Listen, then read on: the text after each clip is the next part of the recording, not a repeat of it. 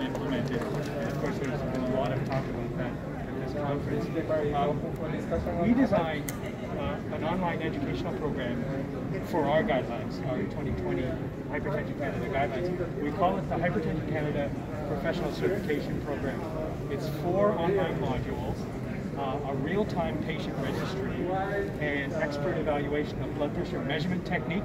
We ask people to send a video of you taking the blood pressure, and that gets evaluated by our experts. And case management, so you have to submit 3 cases of your patients using our registry, and that gets evaluated by our experts as well. So the objective of this study was to determine if the professional certification program taken by pharmacists, what impact that would have on systolic blood pressure.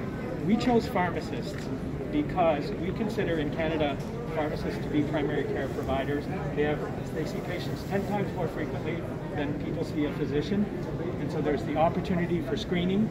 And in Alberta, pharmacists can prescribe independently as well. And so this program was designed for family physicians as well as pharmacists. This part is for the pharmacists. It was done as a randomized controlled trial using a stepped wedge design.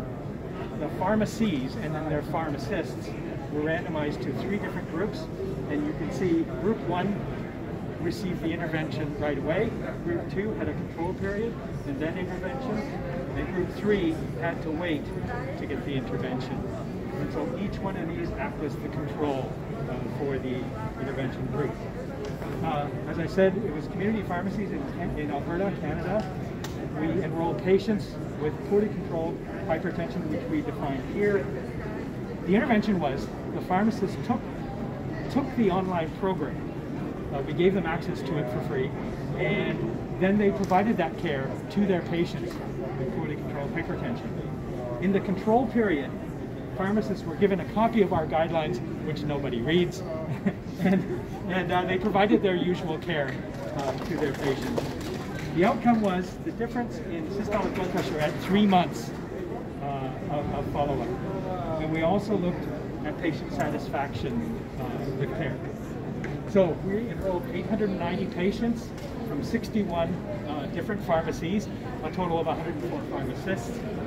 I won't go through that, standard demographics. The crude changes in blood pressure were 9.9 in both groups, and that's the mistake I made in the written abstract. I forgot to put this part in.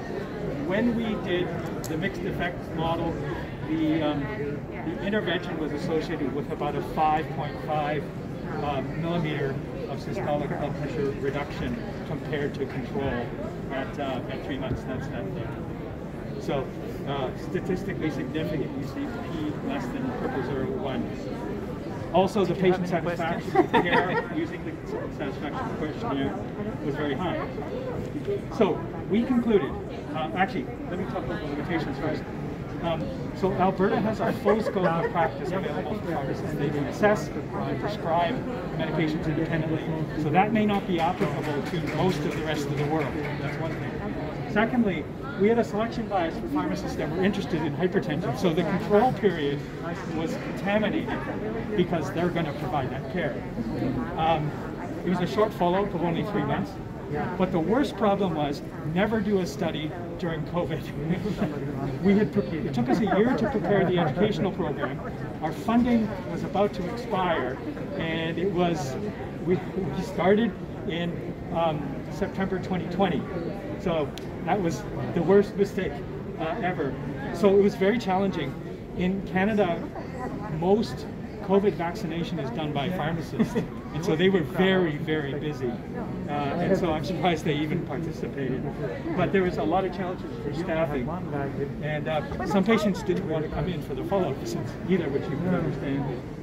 So we concluded one unique thing is that educational programs don't usually get evaluated at the level of the patient, and so this is relatively unique.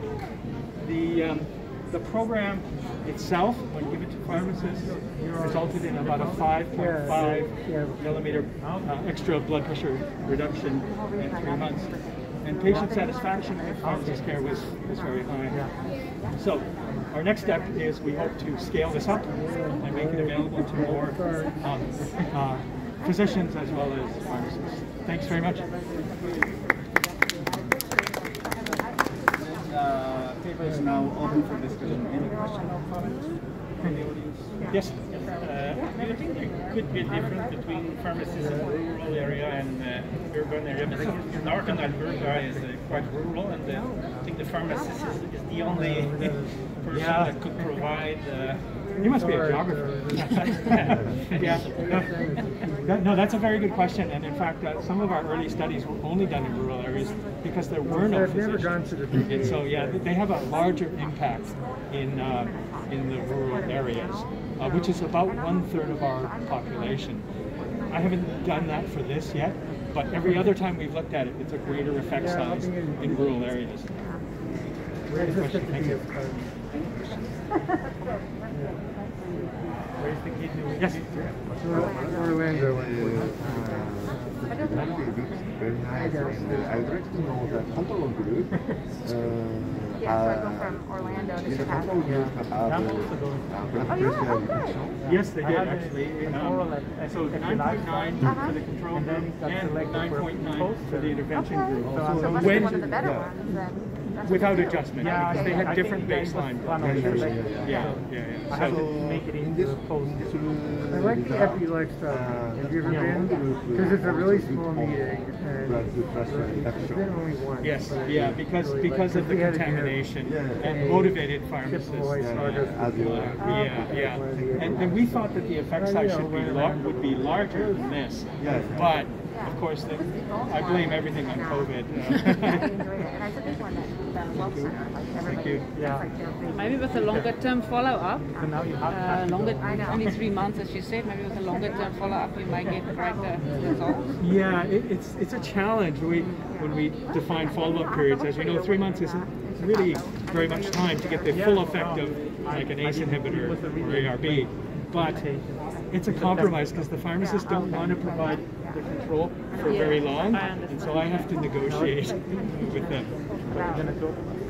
Yeah, what pressure devices. Great, thank you. For your accommodation.